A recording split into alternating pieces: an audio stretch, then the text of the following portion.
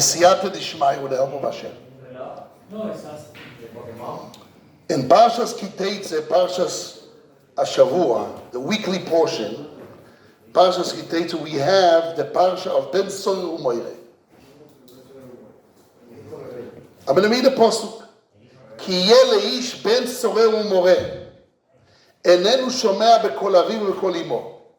If a man will have a son that is stray away, Soreir means sar, from the word sar, strays away.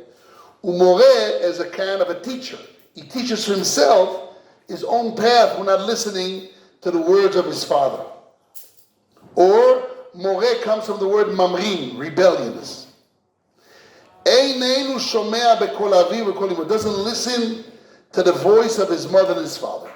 So, according to Chazal, we have a process. What do we do with it? Veyosu oisai. Number one is they take him to court and they give him lashes. If they did asro, they warned him.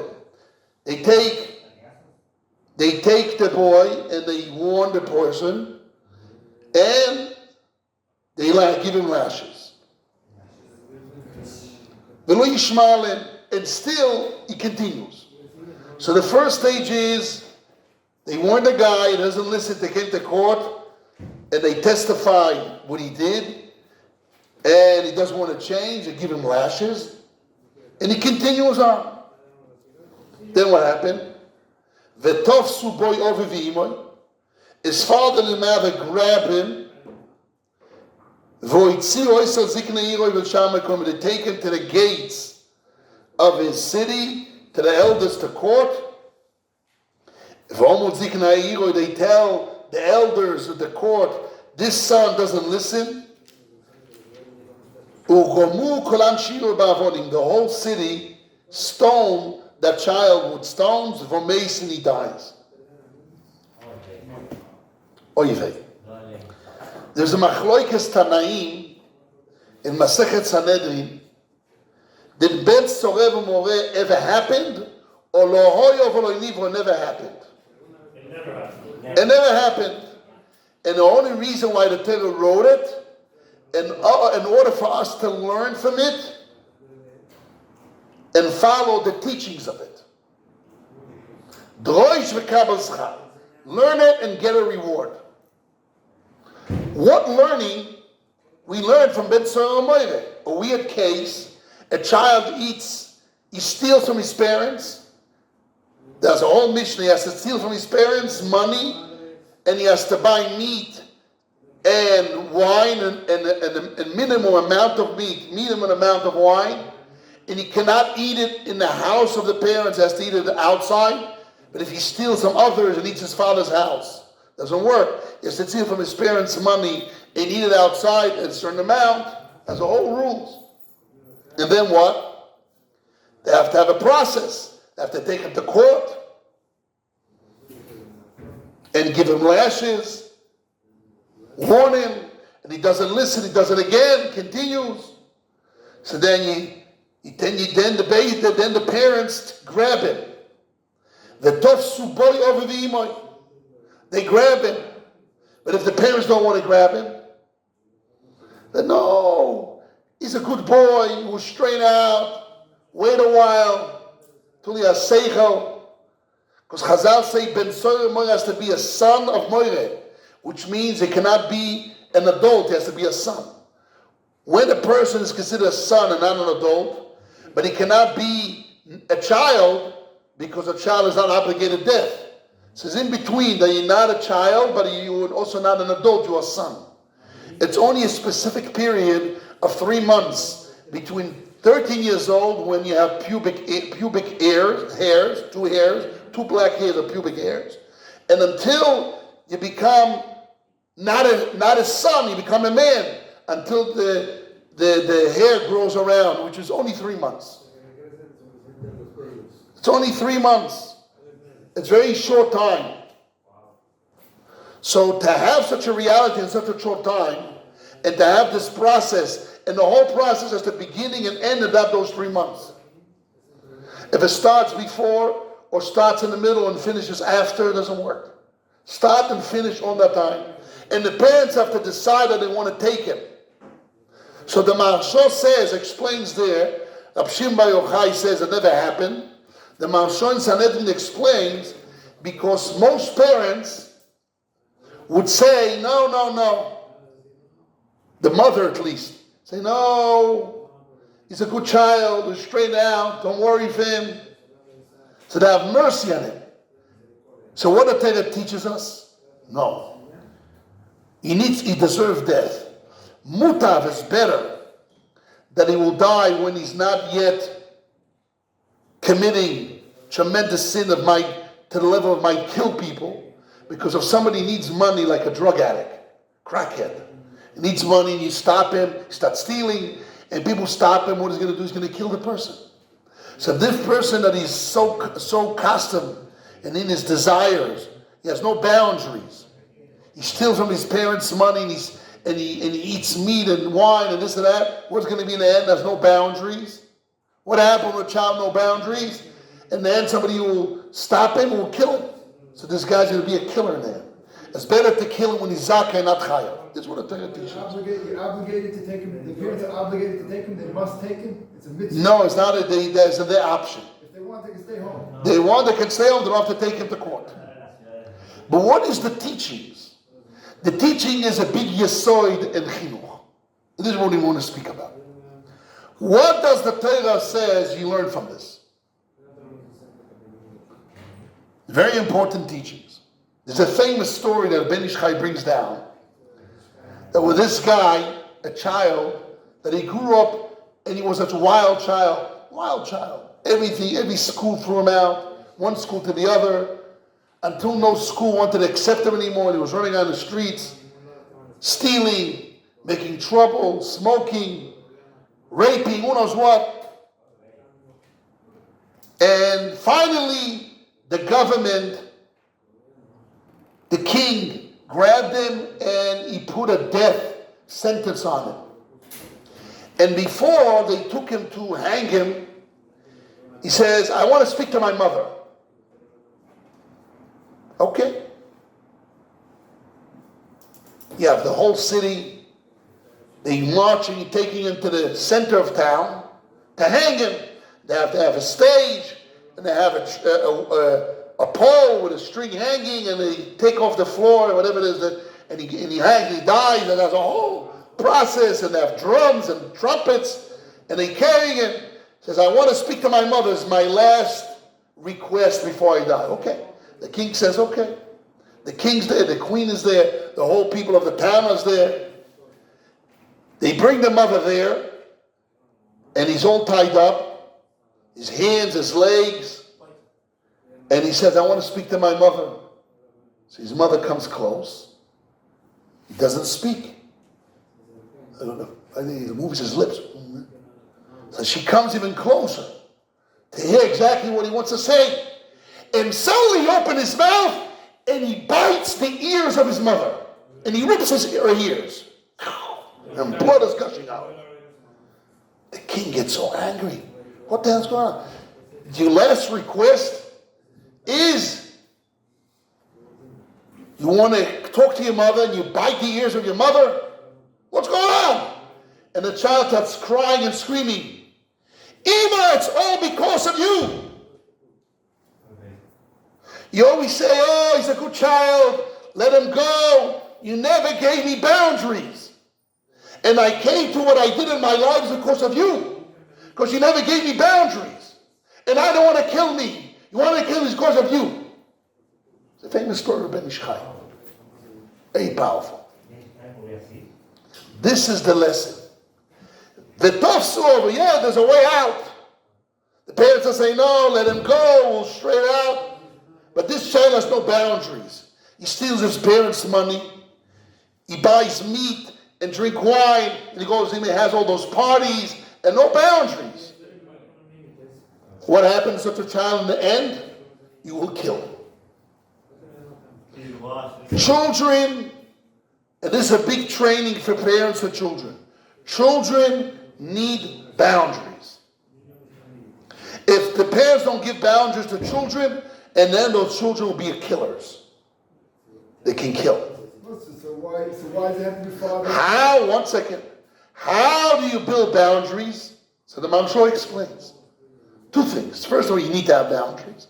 And the Torah also is teaching us how do you have boundaries. And this second part, my father, bless his memory, used to say always in Musa Shul's in Yeshiva, that parents come to him and says, how do I train my child to be a good child?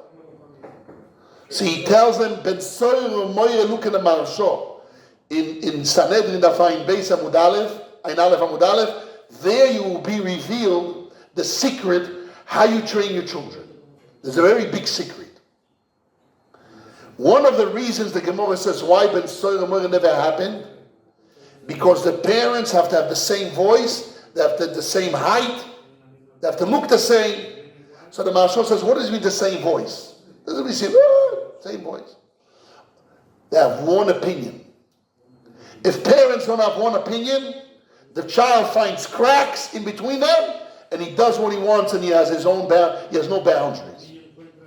If the parents, like a wall, together, no, yes, no, clear, the child, he has no chance to fight his parents, because his parents are so strong that together, as one unit, one opinion, you can never have Ben Soreir.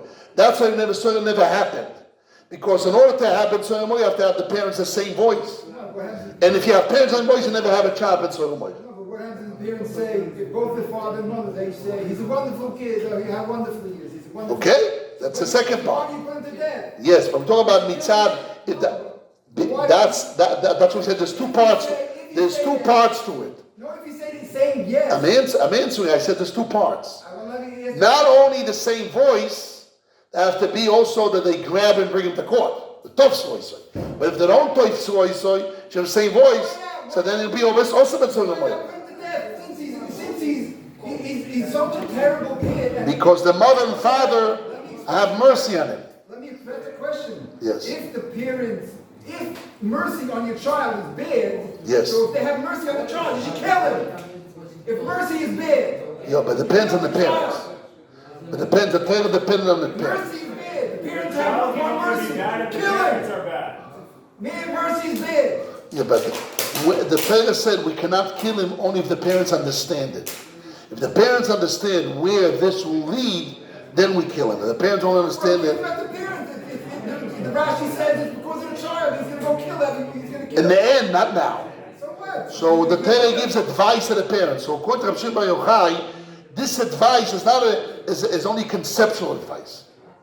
Because really when both parents tell the child, don't do those things and have the same voice, that normally a child will not continue on. Will never come onto the position that will continue and have to grab it. Won't continue. Never happened. This is a very big yesod. That if parents both have the same voice, a child will not stray away from what their parents tell the child to do. When problem comes in, that the father is one way and the mother is another way, can be both say the same. But the father is strong, the mother is a little bit weak. Or the father has mercy, the mother not. And certain times he cracks down and he permits. But if both parents have the same one voice, no is no, yes is yes, the child knows his boundaries clear, so the child doesn't stray away. This is the yesod.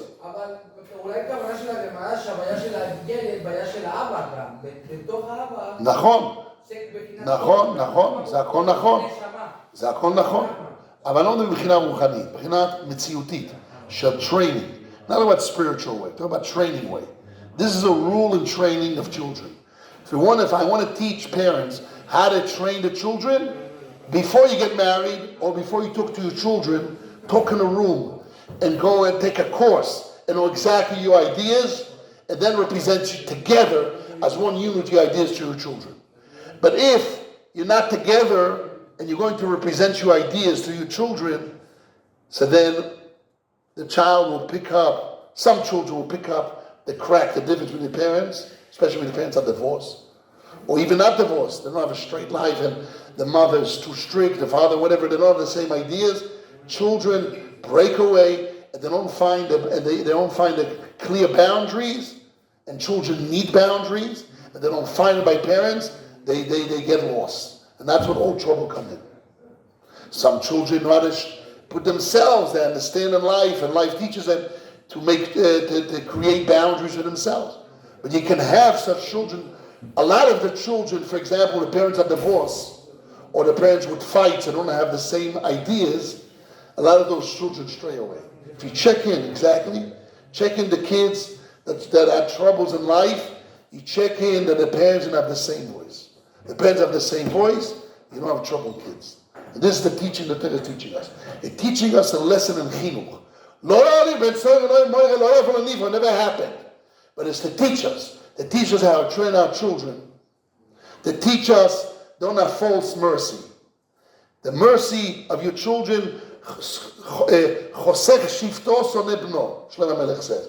You hold back of your shev, it means your rod, it means boundaries. You hold back to put boundaries on your children, you hate your children. Loving your children, you give boundaries. Same thing as Rosh Yeshiva. Rosh Yeshiva that loves his students, he gives them boundaries. He gives them rebuke. Hey, why didn't you get up for Shacharis? Hey, where's your tzitzis? Why you didn't review your Gemara? Why didn't you summarize it? What? Give you rebuke. It can be in a good way, in a positive way, in a small way, but boundaries are needed. Yeres Rebuven. The yeshiva needs boundaries. More boundaries you put, the students are more happy. More happy, more students will come. Yeshiva didn't answer why, if the parents said are happy with the child, they're wrong. They're bad parents. Bad parents. That's more reason why you should kill them. True, but if the parents don't want, you don't kill the child. Why not? Because it's not the of Nisa yet. It's only in the future. So if the parents understand the future, I mean, no, come on. If the parent, I'll explain to you. Hashem soifoy, but the parents need to agree. But the child is like the moment of the parents. So if the parents agree, then you kill him. But if the parents agree, you don't kill him. That's what the Torah says. I'm showing the Svoras Torah. The Gemara learns. But you don't kill the child. No, the Gemara says in Sanhedrin that if the parents don't tofso, so they don't take him, they don't kill him. Sure, but that's amnesty. So I'm explaining the Svoras Torah. Shem Soifa is not enough to kill him because not now. But if the parents understand the Soifa, they bring it up, so they kill him. It's still you have the same Soifa. That's the reason why the good, smart parents understand to put boundaries on the child. But stupid parents, they let go and they'll create children that will be monsters later on. That's exactly what the Torah is teaching us. But never happened. It never happened in reality. It's only teaching us how to handle and how to do chinuch to your children. That's the message. The message of Parashas Ben Soreir and all the Tanoim is only teaching us a lesson in chinuch. How do you train your children? How do you train your talmidim? Be matzliach. So sometimes we say that ask your mother, and the man says ask your father. It's not good. Not good. It says we'll talk together. We'll make a decision what's good for you.